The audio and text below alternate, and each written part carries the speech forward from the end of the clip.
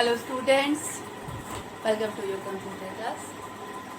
Now we were on the chapter number 1, computer system overview. Means what is in the computer system. Okay. Now yesterday we had talked about computer is divided into the two parts, hardware and software. Your first chapter is basically based on software. Hardware. Computer system organization. First chapter is generally based on the hardware. I think your second chapter is based on the software. First, hardware. Computer आपका दो चीज से बना होता है, hardware and software. Hardware is the touchable portion of your computer जिसे आप touch कर सकते हो. Software is the program. ठीक है. हार्डवेयर को हम लोगों ने दो पार्ट में बांटा था, इनपुट डिवाइस या इनपुट यूनिट, आउटपुट यूनिट,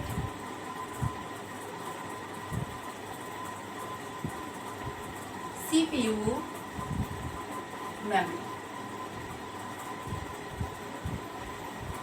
कल यहाँ तक बता दिया था इनपुट डिवाइस, इनपुट यूनिट या फिर कह सकते हो आप input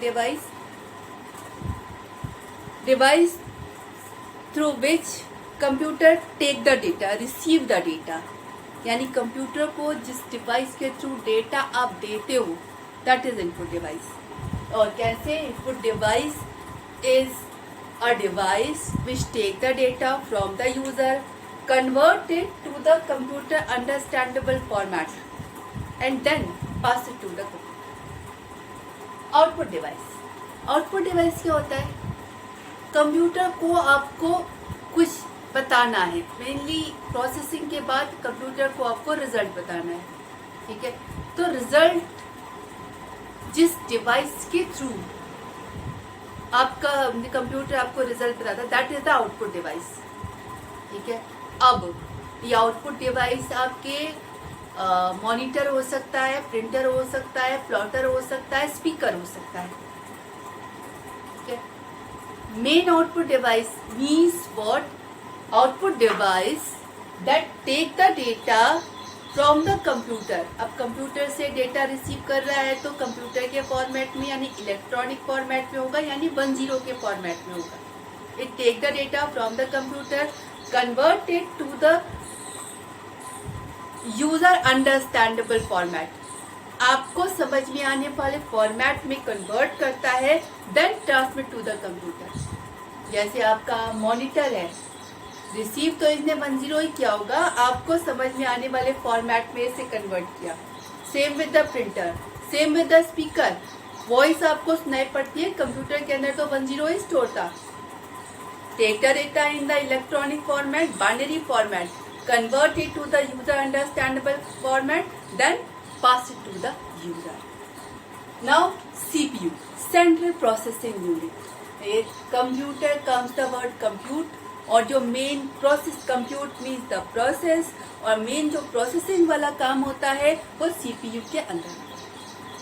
The main processing work is performed in CPU. CPU के दो पार्ट होते हैं, that is CU and ALU. CU means control unit. Control unit means device which control all the working of the computer. आपके computer की जितनी भी working है उसको कंट्रोल करने का काम आपका control unit. Means how the input device receive the data, how output device transfer the data, what operation should perform, how the operation will be performed, memory, where the data is stored, what is the address, what should be stored, what operation should be performed. All the working of the computer is controlled by the computer. ALU, arithmetic logic unit. Arithmetic logic unit क्या होता है कि आपके processing में, ये main आपका processing वाला area है. ठीक है. क्या होना है ये कंट्रोल करने का काम आपका कंट्रोल यूनिट कर रहा है, पर कैसे होना है ये काम आपका ALU करता है। Means the main actual processing work is perform in ALU, arithmetic logic unit. यानी जितने प्रोसेसिंग में जितने भी अर्थमेटिकल या लॉजिकल वर्क होते हैं वो सारे वर्क ALU में perform. Now the memory. Memory means storing device. Storing device जहां पर डेटा स्टोर होता है, ठीक है। आपकी मेमोरी बेसिकली दो पार्ट में डिवाइडेड होती है, primary and secondary.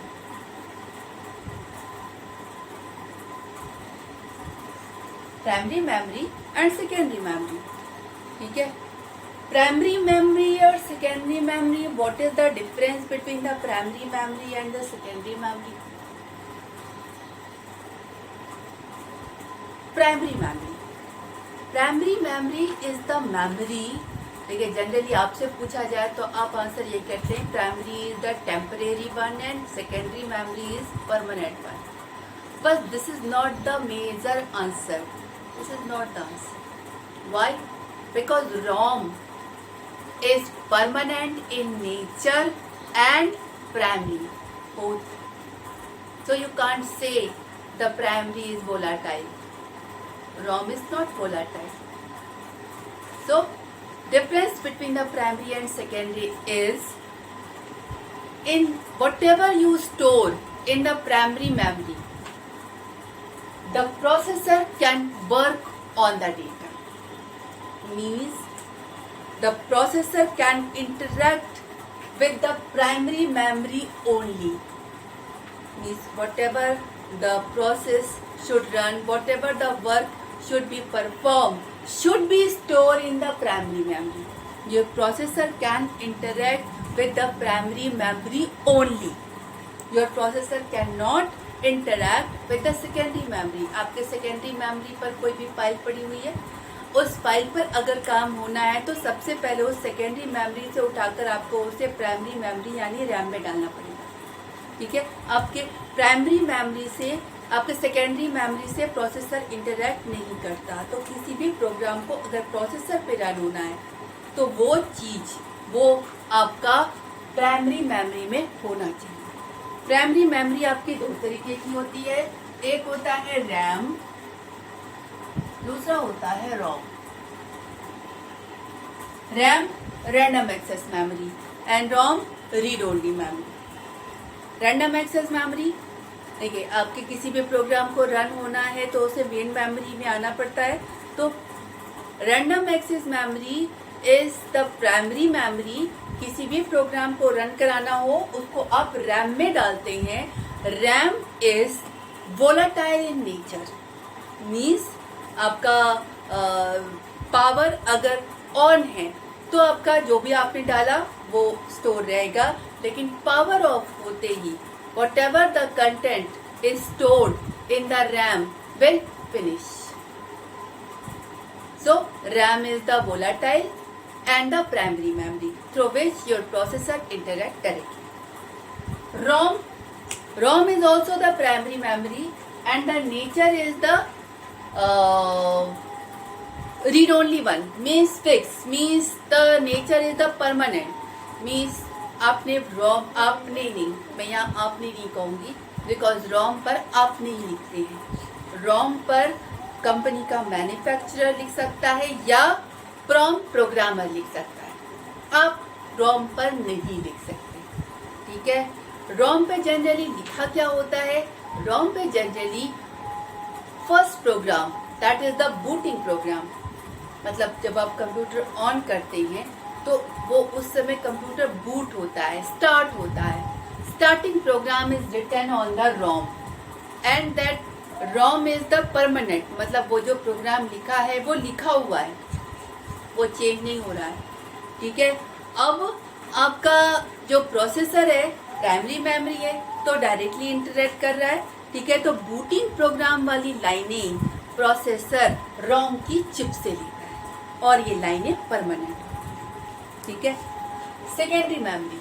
The major thing is attached with the secondary memory is the secondary memory is the permanent. देखिए इस प्राइमरी मेमोरी में दोनों में ही कुछ कुछ कमी है. पहला, this is the temporary in nature, volatile one, means power of होते ही आपका जो भी कंटेंट स्टोर थे वो गए. रोम पर आप कुछ नहीं लिख सकते, यानी अगर आपको काम कर रहे हैं कुछ लिखना है तो रैम में ही लिखेंगे, ठीक है, और वो पावर ऑफ होते ही चला जाएगा. यानी आपको कुछ भी परमानेंटली स्टोर करके रखना है, चाहे पावर ऑन हो चाहे पावर ऑफ हो, तो वो स्टोरिंग आप सेकेंडरी मेमोरी में करते हैं. सेकेंडरी मेमोरी आपकी ऑप्टिक, ये मैग्नेटिक हो सकती है, ऑप्टिकल हो सकती है, मैग्नेटिक, ऑप्टिकल, फ्लैश मेमोरी भी हो सकती है. Means you can store the data based on the nature and the data is the permanent, right. At given the intro, computer these all are the computer component. First chapter में आपका hardware के बारे में है और आपके computer के component इस हेडिंग के अंदर बिलोंग करते हैं. Now come to the computer organization. Means all are the component how they are connected with each other. आपका इनपुट यूनिट है, आउटपुट यूनिट है, मेमोरी है, और आपका ALU है, CPU है, रजिस्टर है. How they are connected with each other.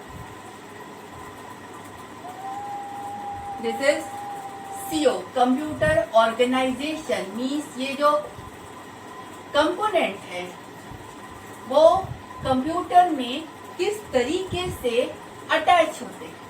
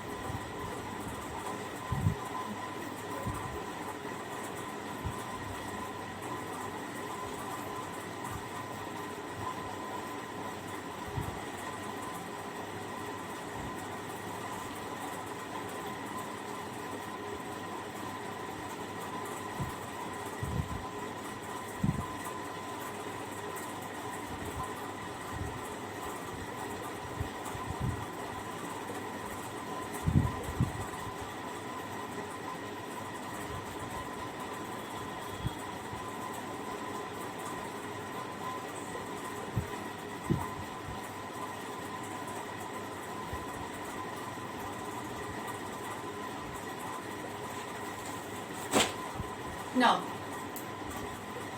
अभी तक हम लोगों ने कंप्यूटर के सारे कंपोनेंट लिखे, मैंने बोर्ड पर सारे कंपोनेंट लिख दिए. Now how they are communicate with each other, how they are connect with each other. This is bus and this is the way of connecting all the component or communicating through the component. They are communicating with each other through bus, or you can say they are connected with each other through bus. बस आप कह सकते हो आपकी data transmission way is called the bus. Physically आपकी strips होती है जो बाकी सब कंपोनेंट कनेक्टेड होते हैं, और बस की जो साइज है जैसे 16 बिट साइज है या 32 बिट साइज है या 64 बिट साइज है, जितनी बड़ी साइज की बस है उतना बड़ा डेटा बस एक बार में एक जगह से दूसरी जगह पर ट्रांसमिट करती है. अब देखते हैं कैसे कम्युनिकेशन होता है. सबसे पहला काम क्या था, इनपुट यूनिट के थ्रू आपका डेटा कंप्यूटर में रिसीव हो और वो डेटा मेमोरी में स्टोर हो. This is the primary memory and this is the secondary memory. First कैसे काम हो रहा है, सबसे पहले कंट्रोल यूनिट ने थ्रू बस इंस्ट्रक्ट किया इनपुट डिवाइस को receive the data and store it in that place, पूरा कमांड, ठीक है. Then through input unit receive the data through bus is transferred to the memory and data is stored in the memory. First हमारा वही वाला work 5 marks का average, ठीक है। सबसे पहले क्या था, सबसे पहले कंट्रोल यूनिट ने इनपुट डिवाइस को इंस्ट्रक्ट किया, receive the data and then store the data in that place. उसके बाद डेटा यहाँ से रिसीव हुआ, ठीक है। कंट्रोल यूनिट ने इंस्ट्रक्शन दिया है कि इस एड्रेस पर स्टोर होना है, तो डेटा यहाँ से होता हुआ थ्रू बस होता हुआ मेमोरी में उस प्लेस पर जाकर स्टोर हो गया। Again control unit instruct the ALU। देखिए आपको मैंने रजिस्टर नहीं बताया, मैं यहीं पर बता देती हूँ। रजिस्टर इन प्रोसेसर मेमोरी है। इन प्रोसेसर मेमोरी का मतलब जिस वक्त किसी पर्टिकुलर डेटा पर काम हो रहा हो उस वक्त वो डेटा रजिस्टर में स्टोर होता है, ठीक है। Control unit instruct the ALU कि इस एड्रेस पर डेटा है, उसको जो भी ऑपरेशन परफॉर्म होना है, अगर आपका एवरेज निकलना है तो सम अप होना है, ठीक है।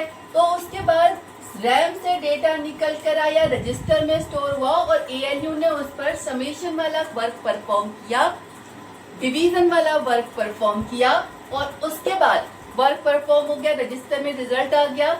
CU instruct again store the result in that address. उसके बाद आपका यहाँ पर रजिस्टर में जो रिजल्ट आया वो रिजल्ट यहाँ से होता हुआ मेमोरी में जाकर फिर से स्टोर हो गया, ठीक है। Then again CPU instruct the register is at that location, take the address from there and transfer it to the output device. Monitor पे डिस्प्ले करना है, प्रिंटर पे डिस्प्ले करना है, जो आउटपुट डिवाइस लगे हुए हों उस आउटपुट डिवाइस को इंस्ट्रक्ट किया कि इस एड्रेस पर डेटा है, उस डेटा को आउटपुट डिवाइस के थ्रू डिस्प्ले करो। फिर आउटपुट डिवाइस के थ्रू बस डेटा होता हुआ आउटपुट डिवाइस में आया और आउटपुट डिवाइस ने उसे display. If anyone want to store the permanently, control unit instruct the storing unit, may be magnetic, may be optical, that the data is stored on that address, store it permanently, right? So all the working, they are connected through bus. Data is transferring data and command, both data and command. Command means क्या करना है और किस पर करना है, ये control unit command भेजता है और उस कमांड से रिलेटेड जो भी डेटा है वो डेटा या तो इनकमिंग है या आउटगोइंग है या किसी भी कंपोनेंट में आउटगोइंग है। ये जो कम्युनिकेशन वाला काम है, भेजने वाला डेटा और कमांड के आने जाने वाला जो काम है, ये थ्रू बस परफॉर्म होता है, ठीक है। Okay, sufficient one. Next class से हम लोग अगला वाला टॉपिक लेंगे। Okay, thank you.